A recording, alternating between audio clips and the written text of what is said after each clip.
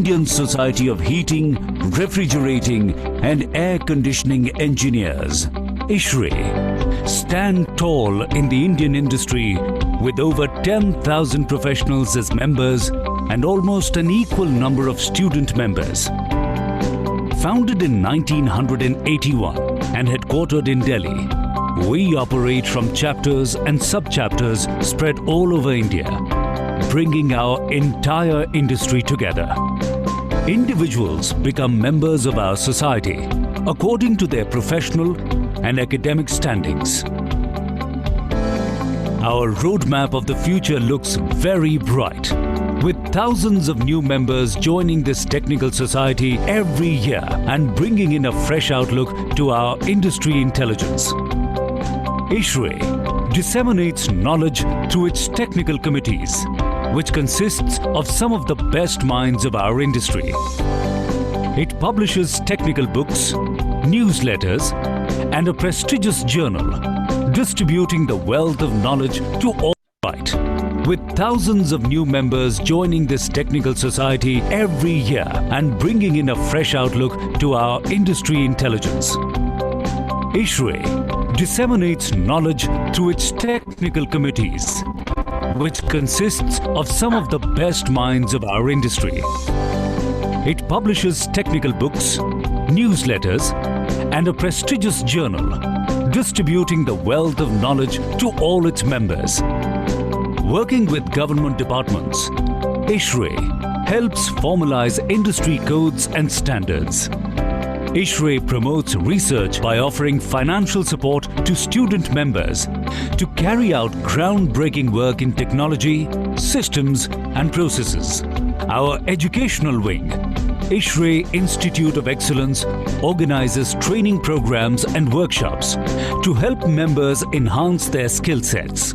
Our specially designed certification programs under ICP, that is, ISHRE Certified Professional, empower professionals to always be in step with the prevailing technology.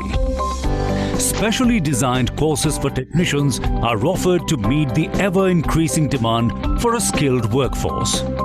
ISHRE organizes exhibitions, conferences, panel discussions, and product presentations throughout the country.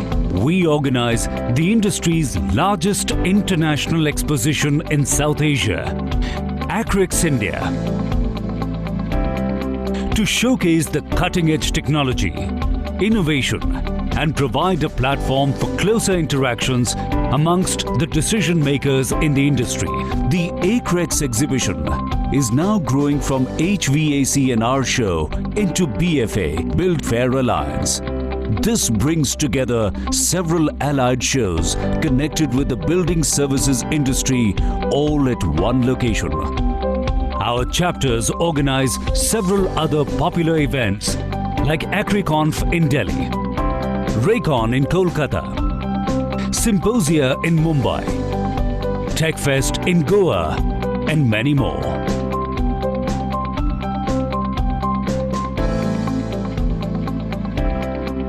We are committed to provide training and career guidance to our student members through seminars, lectures, quiz contests and site visits. A-Quest, a prestigious quiz competition organized by ISHRE to catalyze the transformation of the budding engineering professionals.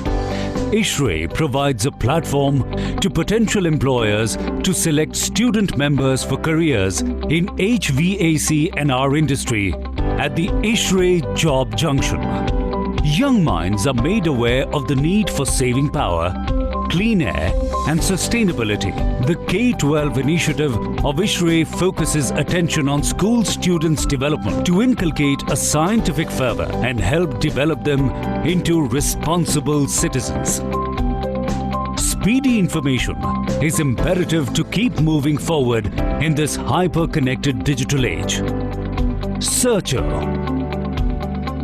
a specifically designed search engine, is now available, which allows access to a well-catalogued database on HVAC&R and building services industry with just a few clicks.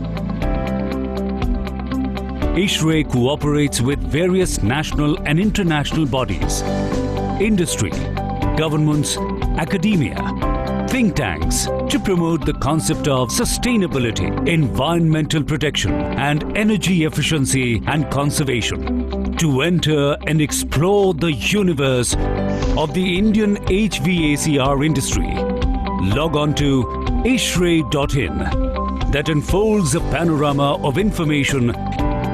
Let us engineer a sustainable future together through ISHRAE.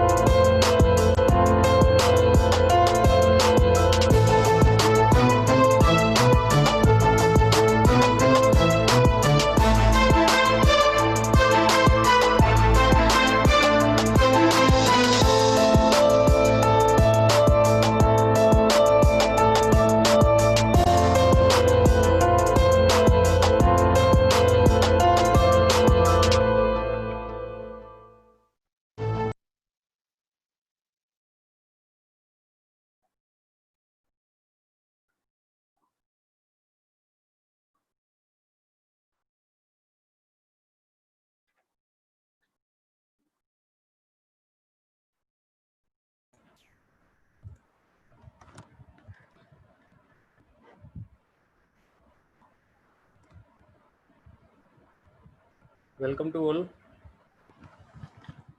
Good evening. Good evening.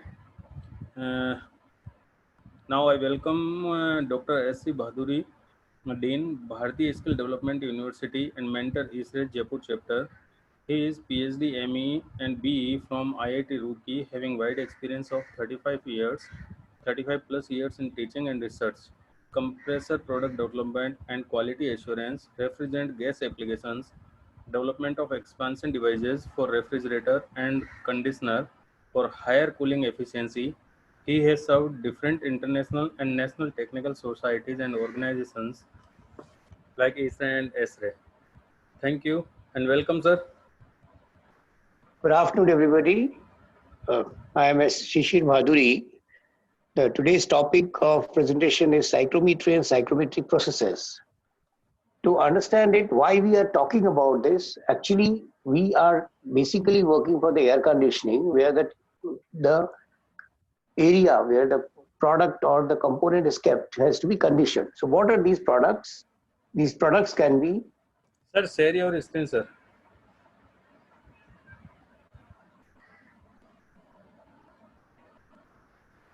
I'm sharing. Now it is visible? No, sir.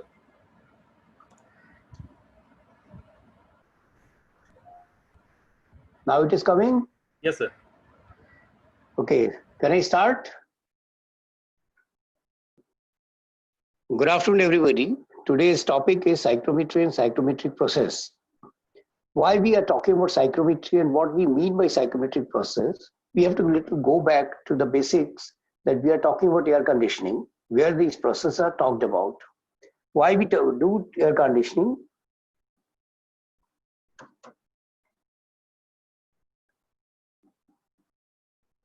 Yeah, the conditioning is done for the thermal comfort of human, plant, live animal, vegetable, fruits, poultry and meat, machinery and medical and medicine.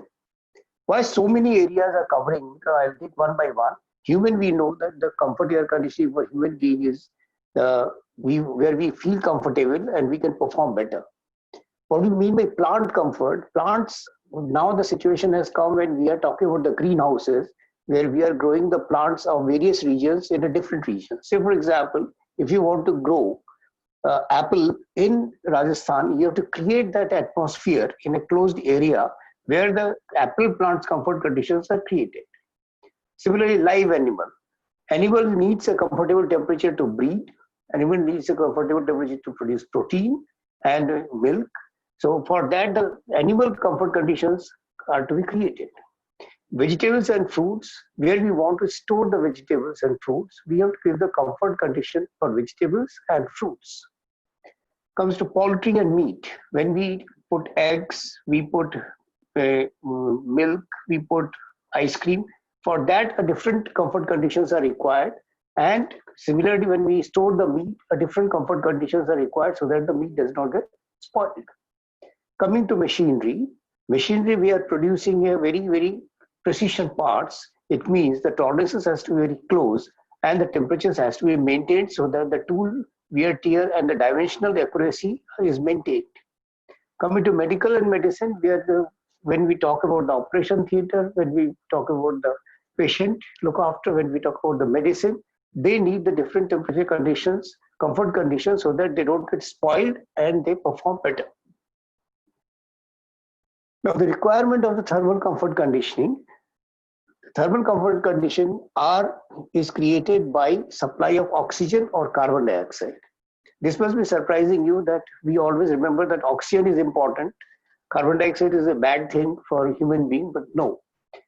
For example, if you want to store a vegetable for a very long period, for the fruits for a very long period, we create a carbon dioxide environment so that the ripening process delays. So that is a comfort condition to keep it fresh. Second condition is required is the temperature.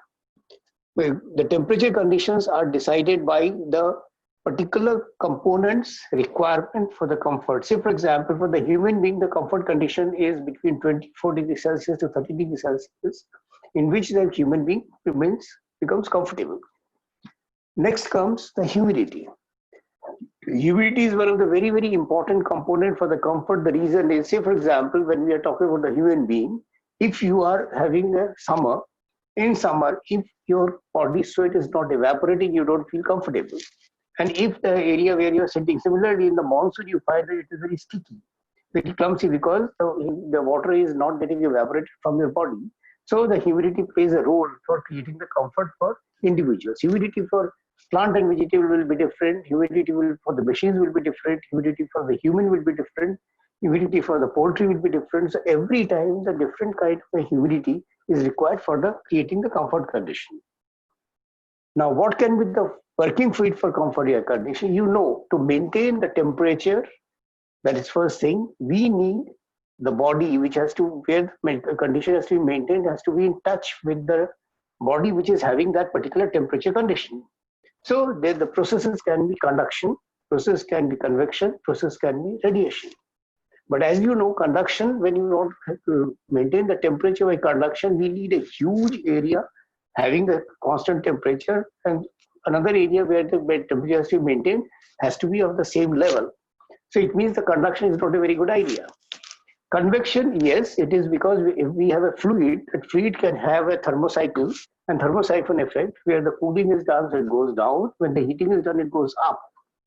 Radiation, yes, we talk about the radiation, but again, radiation has got its own limitation, because if it's obstructed, then the body behind it will not get the temperature condition. So what can be the better fluid? If, as we have seen earlier, that we need oxygen or carbon dioxide, we need humidity. So the best working fluid is air, because air is number one, abundantly available. We can cool the air, we can heat the air, all the conditions can be created. Now, what is air? Let's understand the composition of air. The composition of air is having oxygen, it is having nitrogen, it is having inert gases, it is having carbon dioxide and moisture. So it means it has taken care of the oxygen, it has taken care of the carbon dioxide when required, it has taken care of the moisture. So two things has been already taken care of, and the only thing which has to be done with the air is to maintain the temperature.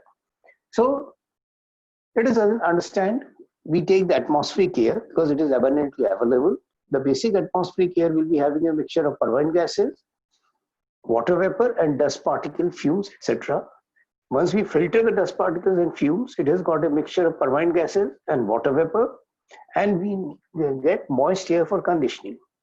You must be surprised that I am talking about humidity and I am again talking about the moist air. The reason is that Earth is of 3/4 of the Earth is surrounded by water. So wherever there is air, it is mandatory that the water vapor will exist. You must be knowing that the equilibrium condition between the particular temperatures are the water vapor will be always evaporated into with the temperature. So we will be always getting the moist air. And the science of study of air property is known as psychrometry. So it means if we understand the properties of the moist air under different temperature conditions, we will be entering into the science of psychrometry. So first, let us understand what are the basic property, which is called psychrometric property. This is first is dry bulb temperature. The normal temperature of the ambient is called as a dry bulb temperature because the thermometer bulb is dry and it is coming in direct contact of the air. So that's why it's called dry bulb temperature. Next is wet bulb temperature, the temperature which is observed when the thermometer bulb is dipped into water. So what will happen if the temperature is high and the humidity is low? Water will evaporate from that water body and the temperature at the bulb will come down. So it means this wet bulb temperature gives the idea whether it is dry and hot or whether it is wet or hot or cold. These two temperatures are measured by a sling thermometer which has got one bulb dry, the bulb wet. There is a wick is there which is kept in water. It is swung around and for a certain RPM, after some time we check the temperature. So the bulb which is dry will give you dry bulb temperature and the bulb which is wet will give you the wet bulb temperature. Next is moisture content or specific humidity. This is the moisture content per kg water in per kg dry air. It will be always there. So this is the specific humidity. Another term we call as relative humidity. Relative humidity is a kg of water in the existing air and the saturated kg of water with at the same temperature pressure conditions of the air. And that is talked about relative humidity. Generally, we specify the dry bulb temperature, wet bulb temperature, and relative humidity. We hardly talk about moisture content. The reason is that moisture content can, because you know that the vapor can change the density with the temperature and pressure. So that's why specific humidity is a term which has to be very carefully measured, giving all the parameters, conditions which is there. Whereas relative humidity is independent of all that. So whenever you are talking about relative humidity, it will give you a feel of the water content in the air. A specific volume, this is important because for a particular condition to be maintained, we have to supply a certain mass of air. As you know that the Q, heat transfer, is equal to mass into specific heat to temperature delta T. So mass of the air will be known, can be obtained by knowing the specific volume. So this specific volume is again dependent upon the humidity and dry and wet bulb temperature. And the enthalpy, you know, the simplest calculation for heat transfer or anything is the difference of enthalpy. The inlet, outlet minus inlet or inlet minus outlet. Enthalpy will give you the total heat content or the heat absorbed or rejected by the system. This all data is shown on the psychrometric chart. If you see the psychrometric chart, the relative humidity lines are having, in the blue it is written and it is in the curve form, and the last on the left you will see that where the relative humidity is 100%, which is given in black. Line of constant specific volume is given by dotted and written by red lines of constant volume. The lines of constant enthalpy is again bold and written in green. The psychrometric chart is drawn in the x-axis is dry bulb temperature and the y-axis is the specific humidity of the air. You will see that as the air gets saturated, it goes towards the 100% relative humidity. If the relative humidity is low, it goes the left side. And again, these are the dependence of the dBT as well as of the moisture content and the relative humidity. The line of specific enthalpy, constant enthalpy, are also represent the WBT lines. I'll give you the next when we talk about. This is the psychrometric chart in full. If you see, I'll talk about first DVT and WVT and RH. If you talk about, say, 15 degrees Celsius DVT and 35 degrees Celsius, sorry, 15 degrees Celsius WVT and 35 degrees Celsius DVT, you'll see the point which is intersecting the 15 degrees Celsius and the 15 degrees Celsius, 35 and 15 degrees Celsius intersection will be the point. Now, when we talk about the conditioning, we have to know that under what relative humidity and temperatures different conditions are described. In India, we have got practically all kinds of climate. So let us start with hot and humid. If you see the hot and humid climate, you will see that it is between DVT 45 to 33 degree DVT, and the relative humidity is between, say, 50% or 40%, 10, 20, 30. 30% to almost 70, 70%, 75%. Then comes warm and humid. Warm and humid, if you see, that is the DVT is between 33 to 27, and the relative humidity between, say, 50 to 80%. When we go to the warm and dry, if you see, that is the DVT is between 33 to 27, 27, and the RH is 20% to or 15% to almost 55% or 65%. When you talk about hot and dry, you can see the RH is coming less than 10% to more than around 40%. So you can now feel when we talk about hot and humid, it means the temperature is, DVT is high and the humidity is there. When we talk about warm and humid, the temperatures are moderate and the humidity is high. When we talk about the warm and dry, the temperatures are moderate and the relative humidity is low. When we talk about hot and dry, it is the relative humidity is low as well as the temperature is high. If we now compare these conditions to our Indian, say, Rajasthan, we have got hot and dry in summer. When we talk about the desert region, say Jodhpur region and Thar desert, that is hot and dry in summers. When we talk about rainy season, it may be warm and humid, but it may be warm and dry or warm and humid. When we talk about hot and humid, it is the peak monsoon season in Rajasthan, where the rains are taking place as well as the temperatures are high. Why we talk about these climate conditions? Because when we are talking about a certain kind of conditioning process, we have to remember that whenever the process will take place, cooling will take place, or heating will take place, or water addition will take place, that has to be comparable with the climate. If you say, suppose you have a hot and dry climate, and in hot and dry climate, if you do the conditioning, what will happen if you go for the air conditioning? The temperatures will come down, but the humidity will not increase. Humidity will go further down. So it means in hot and dry climate, whether the air conditioning will be required or we can use some other process. So these climate conditions are important for us to understand which kind of process has to be done for giving a particular comfort condition. Now come to the moderate, which is a very limited area in the central India where the temperature and humidity both are moderate. And the cool, of course, the hilly region or the Tarai region of the India, say Mount Abu or some these places, that can be called as a cool and also moderate. These two conditions may prevail in those particular Udaipur region may be having that kind of conditions. Now coming to the exercise which you write down and you do yourself, or you can ask me. This is where I'm giving you the exercise where the DVT is given at 40 degrees Celsius and wet bulb temperature is given 30 degrees Celsius. This exercise I've given to read the psychrometric chart.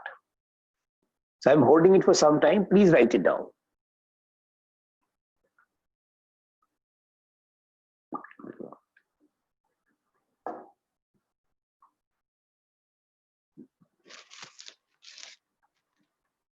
I hope you have written this exercise and you can do it yourself, or you can ask me this question by showing the the psychrometric chart it means we need always two parameters to put a point on the psychrometric chart. This is the typical graphical exercise.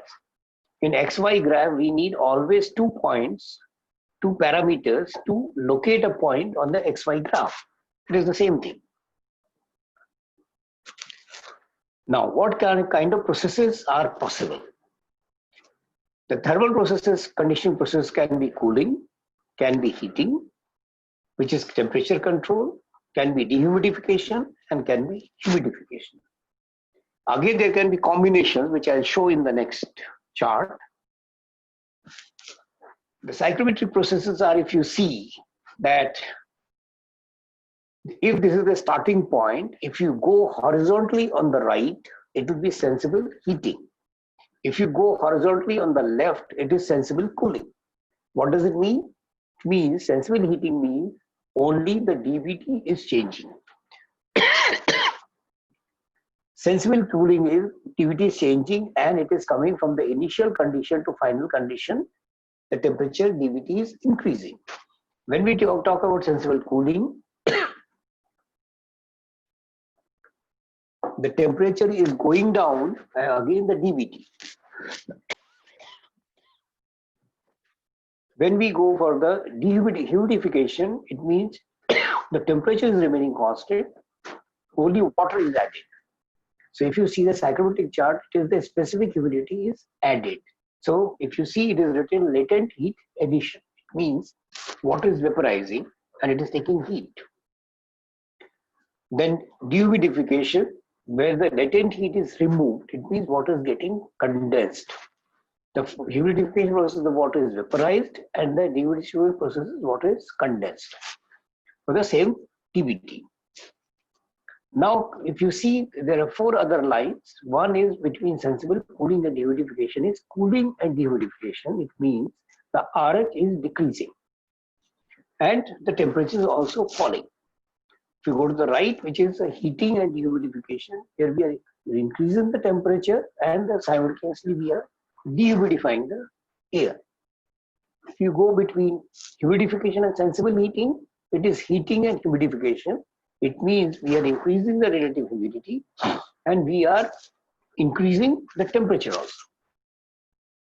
When we go on the other side, between sensible cooling and humidification, this is cooling and humidification where we are reducing the temperature and adding the humidity.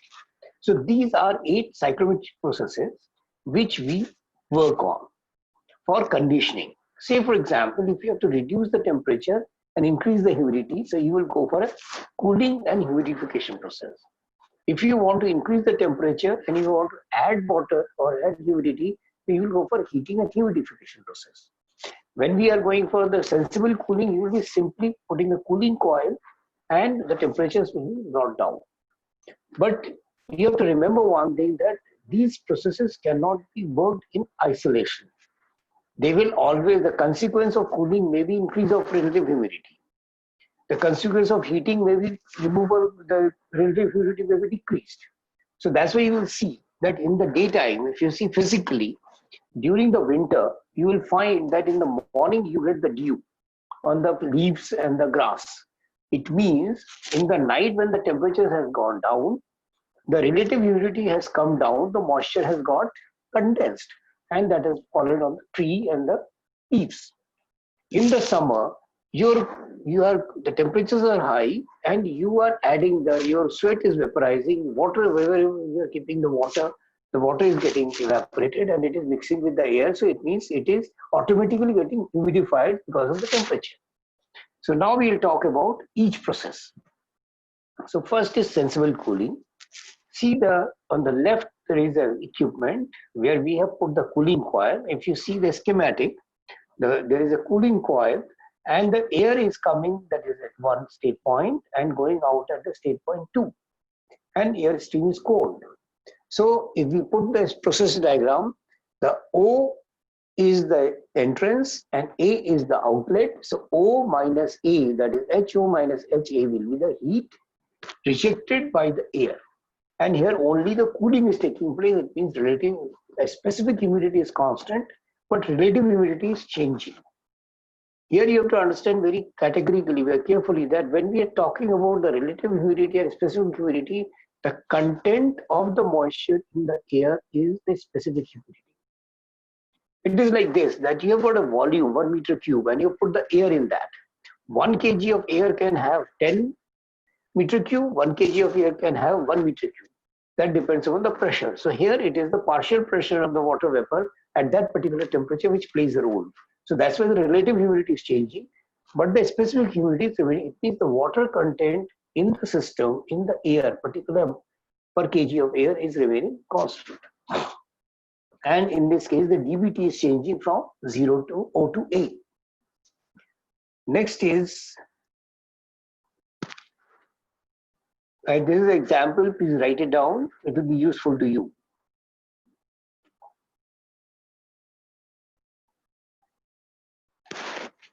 In a cooling application, moist air enters a refrigerant coil at the rate of 100 kg of dry air per minute at 35 degrees Celsius and 50% RH. The apparatus dew point of coil is 5 degrees Celsius, determining the cooling capacity of the coil. Now, this is one interesting term which has come up, the apparatus dew point. Dew point is the temperature of the air at which the air becomes 100% saturated. It means the relative humidity becomes 100%. So if this particular air hits the 5 degrees Celsius dBT, the air will be 100% saturated, and at that point, the particular dew, droplets of water will appear. So it means on any surface which is cooled, and the cooling is done continuously, and the temperature is brought down continuously, and if on that surface, when the first dew appears, that is known as the dew point. And so as you are seeing that there are coils which are taking the cold air, cold refrigerant or cold water. These coils dew point is 5 degrees Celsius. It means if the coil temperature goes to 5 degrees Celsius, this air will start precipitating. When we talk about the cooling capacity, you see 100 kg of dry air means 100 kg multiplied by the H2 minus H1, that is per minute at 35 degrees Celsius and 50% RH. And dew point is 5 degrees, means that it is cooled from 35 degrees Celsius to 5 degrees Celsius. So at 5 degrees Celsius, the RH is 100%, at 35 degrees Celsius, 50%. So H at 35 degrees Celsius and 50% RH, and H is at 5 degrees Celsius and 50% RH. With the difference of the two multiplied by 100 will give you complete cooling capacity of the coil. Next is sensible heating. You are seeing on the left the fire is on and the coil is having hot fluid. So in this case the dBT is increasing from O to B. So it means it is HA minus HB will be the quantity of heat which is required to heat that particular air to the temperature from O to B. Example, in a heating application, moist air enters a steam heating coil at 10 degrees Celsius, 50% RH, and leaves at 30 degrees Celsius. Determine the sensible heat transfer in the mass flow rate of air is 100 kg of dry air per second. The simple thing, the line is horizontal. First is 10 degrees Celsius, 50% RH, that is the point, starting point, and horizontally you go to dBT 30 degrees Celsius. Whatever is the enthalpy difference multiplied by 100 kg will be dry air to be the heat required by the air to reach that particular temperature. Next is cooling and humidification. Now, just now I mentioned about the dew point. It means it is a cooling and dehumidification. It means at every cost, the temperature has to be brought down below the dew point. So, if you want to bring the temperature when it has to be saturated, so hot and humid air is entering, overcooled air is going out from the cooling coil, and the moisture is automatically removed out of that because it has hit the saturation curve. In that case, you will be having not only the enthalpy difference but also the humidity difference, specific humidity WO to WC. So it means this much amount of water is removed. Consequences, if you see the process, it is giving one horizontal line, which is a sensible heating line. There's a one vertical line, which is a latent line. So it means the cooling will have the effect as well as the latent heat. It means MCP delta T plus the mass flow rate of the air and the latent heat. So for the same conditions, if you're going for the same sensible cooling, it was only the T2 minus T1. In this case, T2 minus T1 and also the L, the latent heat for that particular temperature difference, for that particular constant humidity temperature. You must remember one thing, that when we go for the latent processes, the heat transfer is much, much higher compared to the specific heat processes, sensible processes. And that's where this has to be remembered when we design the equipment, that we should avoid the latent heat conditions, because the load on the air conditioning will be much higher than compared to the only temperature. That's why you will see that in summer, when you are running the air conditioner, the heat load or the cooling load required or the power required will be different than the cooling done in the monsoon, because in the monsoon the water is also dripping. That is, must be seen that in the condition of monsoon, you will find there is a drain pipe through which the water droplets come down. So this is a cooling and dehumidification process. Next is, this is the example which air enters a window air conditioner. Write it down, but this will be useful for you to do the exercise.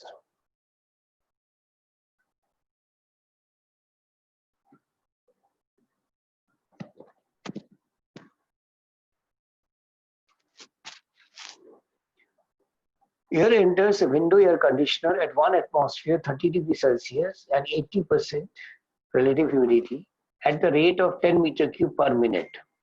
And it leaves as saturated air at 14 degrees Celsius. Part of the moisture in the air that condenses during the process is also removed at 14 degrees Celsius. Determine the rate of heat and moisture removal from the air. So you see that the conditions are given. T1 30T, Phi1 80%, V1 is 10 meter cube per minute, the volume flow rate. It is coming Phi2 14% and it is 100% saturated. It means the line is going, if you see 1 to X and X to 2. It is going down on the 100% at 14. So the moisture removal is this minus this. This much moisture has been removed from the air when it has been brought down from 30 degrees Celsius 80% and 14 degrees Celsius. Now something interesting you will be seeing here, that the air conditioner at 1 atmosphere. It means the psychrometric chart and the data which is given on the psychrometric chart are for 1 atmosphere only. The moment the air atmospheric pressure changes, the complete psychrometric chart will change. So it means whenever you are using a psychrometric chart, you must be very careful to see that under what atmospheric pressure condition that chart is valid. It means the chart which is valid for the plain India may not be valid when you are working in Himalayas and the higher altitude, because the atmospheric pressure will be low. Similarly, if you are doing a psychrometric analysis on the earth in the aircraft when it is going to 30,000 feet or 40,000 feet, that same psychrometric chart will not be valid. So if you will, whenever you buy a psychrometric chart, you will see that it is valid for a particular 1 atmosphere, means 1.015 bar. So this is the condition at which these psychrometric charts are made, and that has to be properly understood. Next is heating and dehumidification. It's a tough process. You have to remove that humidity. It means you have to bring down the temperature of the air so that to the dew point and run at that particular condition for a longer time, so that the humidity comes out, and then heat the air to bring up the particular condition. Now, if you see, the air is entering at O, the mass is M, certain amount of is bypass and certain amount is going straight forward. Cooled, it means it is humidified, and then it is heated to bring to the required condition of I. So this is a process which is if you see on the psychrometric chart, is going O to F and it is inclined below. So it is moving on the WBT line almost, and the process is taking place. So it means what is happening? One is the latent heat, and again it has to be heated to bring to a particular temperature. Where this happens? This happens very commonly when we are keeping a certain thing, say the ripening of the vegetables or ripening of the fruits, where we need a little high temperature but no humidification. But oxygen should be there. So for a particular process where you are reaching the high temperature and low humidity, then this process has to be applied. This is an example.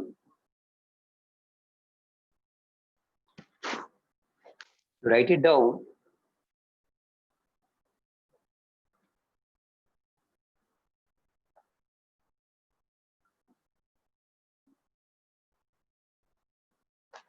Now, what it is giving in a heating application, moist air enters at 40 degrees Celsius and 70% RH and leaves at 25 degrees Celsius and 10% RH. Determine the heat transfer and water condensed if the mass flow rate of air is 100 kg of dry air per second. So the first application will be bringing RH from 70% to 10%. It means you have to know what quantity of water has to be removed. So it has to be brought into that particular condition through the dew points, through the cooling coil to a certain temperature. Then that has to be brought into 25 degrees Celsius. You can draw it on a psychrometric chart and you can understand how this process can be done. Next is heating and humidification.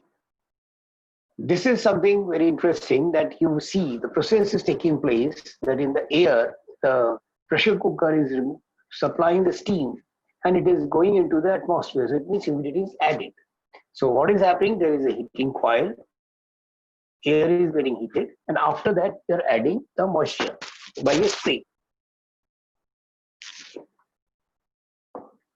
And if you see the process on the psychrometric chart, it is WD to WO to WD, that is O to D, where you are heating as well as you are humidifying, you are adding moisture in that. It is not necessary that RH should increase, because with the heating the RH goes down. This has to be very carefully understood, because all the time the RH will not increase when you are adding the humidity. It is also related with the temperature of the air. So you have to understand the thing that capacity of water vapor to be absorbed by the air depends upon the temperature of that particular air. If the air is hot, it has got a high capacity of absorbing water. If the temperature is low, it has a low capacity of absorbing the water. Now this is a very interesting condition if you see in nature. If there is no hot summer, the monsoons will be bad. If the monsoons are bad, the winters will not be very cool. So it means when the temperatures are high in the hot summer, the water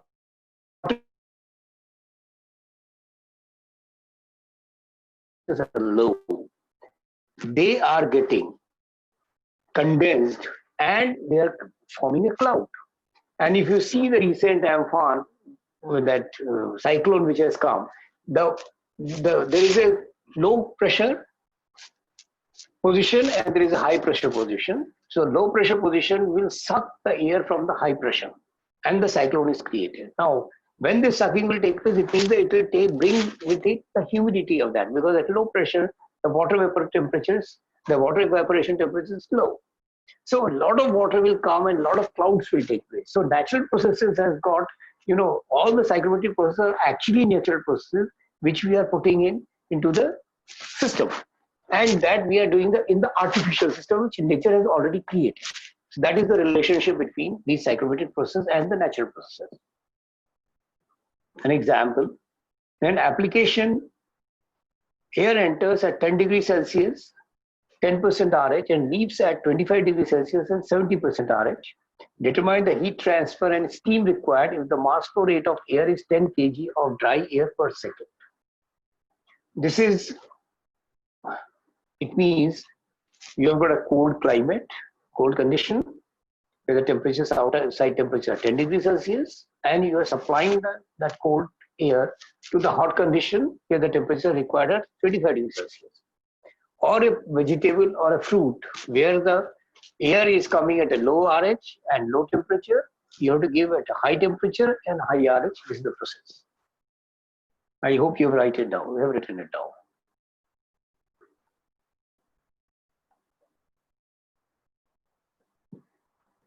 Next comes cooling and humidification. This is a very, very well-known process for all of you. This is the process which you do during the hot summer using a desert cooler. Where in the desert cooler you add humidity to water. Because of that humidity addition, the RH increases, also the temperature decreases. It's an automatic process because what is happening, the water which is to be evaporated will take the temperature from the heat from the air. So it will get the air cooled. And this is the process which is given in the chart as WO to WE, inlet and outlet condition, exit condition. So this is the cooling and humidification process. Now let us see one example. You write it down, write down the next example.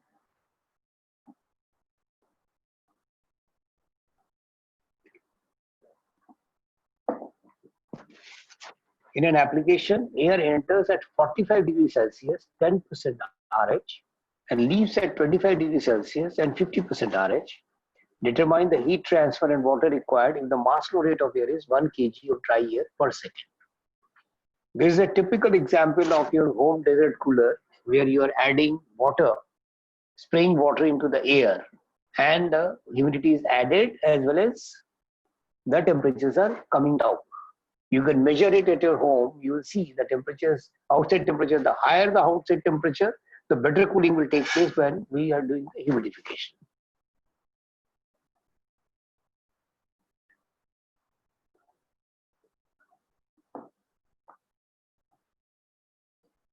Now, application of psychrometry. This is actually done to design the thermal comfort production equipment, because you have got an indoor condition. Say, for example, now I take you back. When we are talking about human, what is the condition? The condition is the temperature should be between 25 to 30 and the relative humidity should be 50 to 60%. And the outside condition is 45 degrees Celsius and the RH is 10% or maybe 30%. To bring that 30% to 50% and bring down the temperature 25%, we have to design the equipment. So it means we know, if you go back to the examples, you will see that the relationships are giving in a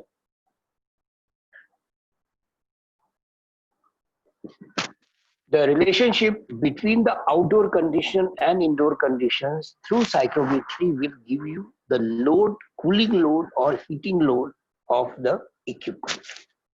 For that, all these processes has to be understood. It means you have to know DVT, you have to know WVT, you have to know RH of outdoor, you have to know WVT, DVT and RH of indoor.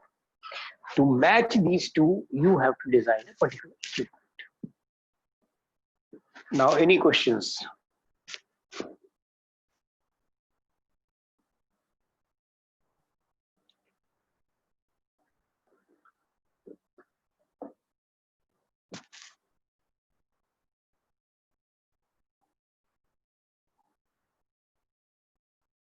Hello, any questions from anybody?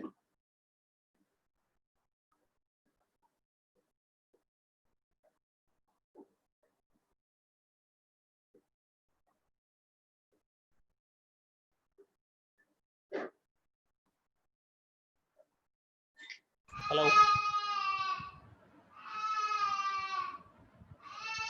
Hello. Sir, is it completed? Yes, completed. Okay, sir. Now the question answer is, First question is from the Mr. Reddy. Sir, how can we control condensation in radiant cooling? In radiant cooling, the condensation cannot be controlled because once you bring down the temperature and the RH is changing, and if it hits the DPT, that is dew point, then there will be condensation. Okay. Now, next one is how to control humidity in radiant cooling. If you want to control the humidity in radiant cooling, you have to first remove the moisture from that. That has to be very carefully designed. You have to put an equipment where you are supplying the air in the radiant cooling area. That air should have a low humidity, and when it comes to the radiant cooling, it will match the particular requirement of the humidity. Okay. Next one is what is the significance of WVT?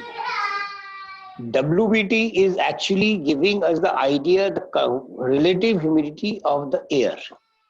Suppose dBT is equal to WBT, it gives a clear-cut indication that the air is 100% saturated. It means no water is vaporized from the wet bulb. If WBT is lower than the dBT, it means there is the RH is low and the evaporation of the water is taking place. In a physical condition, if your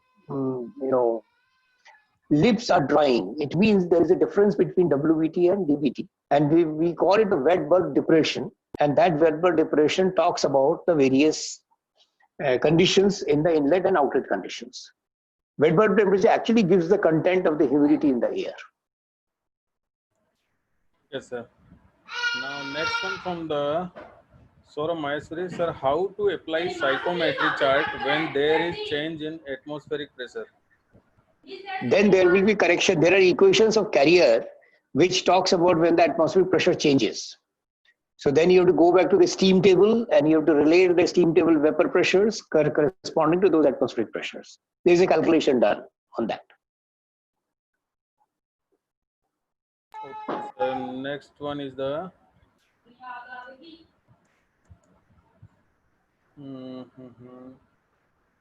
how to include SHF in the psychometric chart.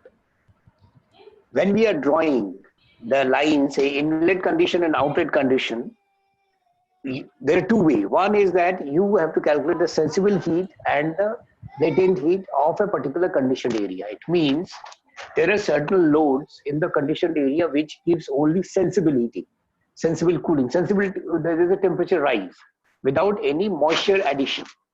And there are certain processes which do the moisture addition or subtraction. They are latent processes. So if you calculate the sensible load and the latent load, the total load will be sensible plus latent. Sensible plus latent is the total load. Sensible load divided by the total load is the sensible heat factor. Second is on the psychrometric chart, you draw the line inlet condition, you draw the line outlet condition, and thus just join it. When you join it, you put up from the outlet condition, if it is going, the temperature is, the humidity is going high, it will be vertical up. So the different, drop a vertical line, that will be latent heat, and drop a horizontal line, that is sensible heat. So tan theta, it is actually, the total heat is the bottom and the sensible heat is the numerator. That's how you can find out the SHF. And you can draw on the psychrometric chart. Okay, sir. Now, next one is what is the main difference between ADP and DPT? ADP and DPT. ADP is apparatus dew point. What happens that on the particular apparatus, you may have the cooling coil. Inside the cooling coil, the temperatures may be different. Say -10 is inside the coil, inside the tube, and outside it is -5.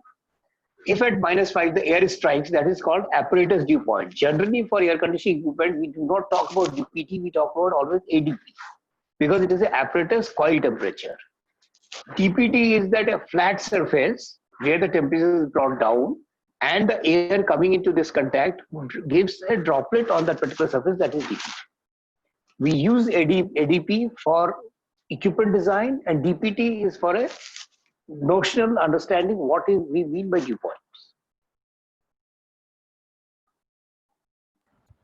Yes, sir. Next one is the how wet bulb temperature constant in adiabatic humidifier and RH increase.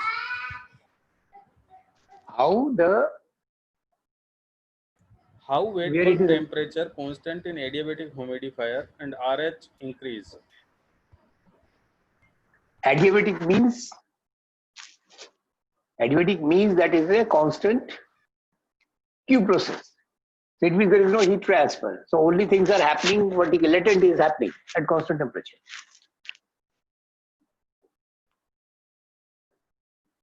Yeah, next question. Next one is the when we set the temperature on thermostat of AC unit, is Yeah, it DBT, WBT or effective temperature? it is, DBT and WBT is related to that particular space. And when we fix the temperature on the thermostat, it is the DBT. Okay, sir. Next one is there is any instrument to remove humidity from room. There is any instrument from Yes, the sir. room. There is a desiccant humidifiers are there. You put that particular chemical, it will suck the humidity from that particular area. The next one is the what will happen if in water cooled AHU design for return air basis and we put the system on total fresh air basis. The temperature will be high. When the supply air will come out, the temperature will be high. Next one is, sir, why does more cooling is done by desert coolers when outside temperature is high? In the desert cooler, what is happening? The outside temperature is, say, 45 degrees Celsius. When you see the chart, to see the condition, the humidity is low at 45 degrees Celsius. Now, the moment you bring into the air this 45 degrees Celsius 10%, this will come into the cooler and you are supplying the water. What will happen? The water will get evaporated, take the heat from the air. And that's how the cooling will be done. So the higher the temperature, RH will be low, corresponding RH will be low. So it will be colder and colder more. Sir, next one is the how temperature affects the humidity in air. If you see the chart, the psychrometric chart, you will see that if it is sensible, you have to understand this word humidity has to be understood very carefully. Are you talking about the absolute humidity, specific humidity, or are you talking about the relative humidity? Relative humidity changes with temperature. Specific humidity does not change with temperature. Specific humidity is the mass content of water into the air. Relative humidity is the ratio of the mass content of the air at saturation condition and the prevailing condition. So humidity word should be used very carefully. If you're talking about relative humidity, then it changes. If you talk about specific humidity, it does not change. Okay, sir. Next one is the how much temperature and RH should be maintained to avoid condensation in active chilled beams. Furthermore, what temperature and RH should be maintained at air side and water side in chilled beams to achieve comfort? You have to see what is the place where you are applying this chill beam. If you are applying this chill beam in the area Bombay, you will get definitely the water droplet. You cannot do anything because whatever air is coming, it is coming with the humidity. So you can only, in the chilled beam, you can only maintain the temperature. And that temperature consequently will change the RH. So the temperature will be totally dependent upon what is the inlet air condition of that particular place. There cannot be any standard answer for that. So That's next is why yes, we call an HVAC designer. If it was so simple, then we need not to have a HVAC designer. Could have been just rule of thumb, and the things would have been done. Yeah. next one is the significance of alignment circle on psychrometric chart and any link with climate zone of India for equipment selection. Yes, it is. Alignment is with the moment you find out the SHF. The SHF means that line and all the processes will take place on that SHF line. So that is the alignment circle, psychrometry. Okay. One question is, can we use AC in desert area? Definitely you can use, but you have to supply, you have to go recirculate the air, and a lot of power will be required. And your condenser will be in a big problem. You remember when you design an AC, there are two components in the design. One component is the indoor air condition, another component is the outdoor condition. The moment the outdoor temperature increases, your condenser, your compressor has to compress the refrigerant at a much higher pressure to condense at that particular higher temperature. No air conditioner can give the 100% performance when it is working in coastal area or working in the hot area. That's why air conditioners are, we take a mean effective atmospheric temperature that if 10% days are very high, we avoid it. We don't care because people will be taking care of it. That's where if you're talking about this type of a situation, we always prefer a water-cooled condenser rather than the air-cooled. So air conditioner will depend upon the atmospheric condition, the higher temperature, higher compressor work, or non-condensation and non-cooling. So this kind of situation will occur.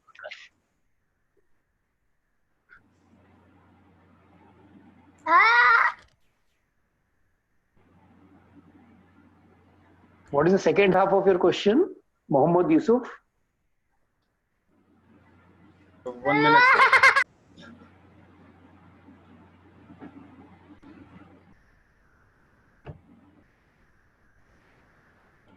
Second half is the what temperature and RS should be maintained at air side and water side and chilled beams to achieve comfort. You cannot, there is no thumb rule for that. It will totally depend upon the outdoor condition and indoor condition.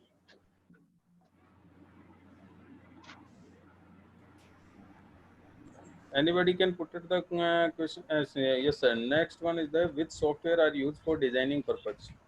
There are many softwares. Designing means equipment design. Designing, there are three components of design. One component of design is the comfort air conditioning design, that is taking the indoor condition, outdoor condition, what will be the heat load. That is the first design calculation. Second design calculation, to select the equipment, that for this particular Q, this RH, what will be ADP and ADP, so that will chilled water temperature or the cooling coil temperature. Third design is the equipment design, condenser design, compressor selection. So there are different softwares for different phases of the design. Okay, sir. Next one is the in coastal area, which process is preferred? Air conditioning, not air cooling. Sir. Now, anybody can put the questions.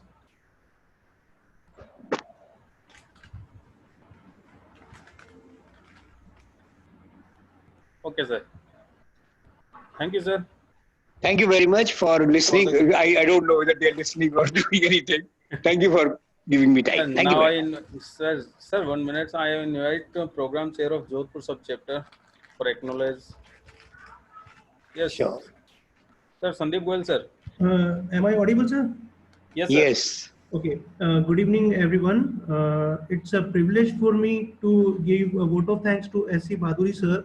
Sir, it was a really fantastic presentation, and on psychometric topic. So you whatever you told us is like a treat for all of us, sir. So thank you so much on the behalf of ISRE Jodhpur subchapter and student chapter JIET. Thank you so much, sir. Thank you. Thank you very much. Have a nice day. Thank you, sir. Thank you. Welcome.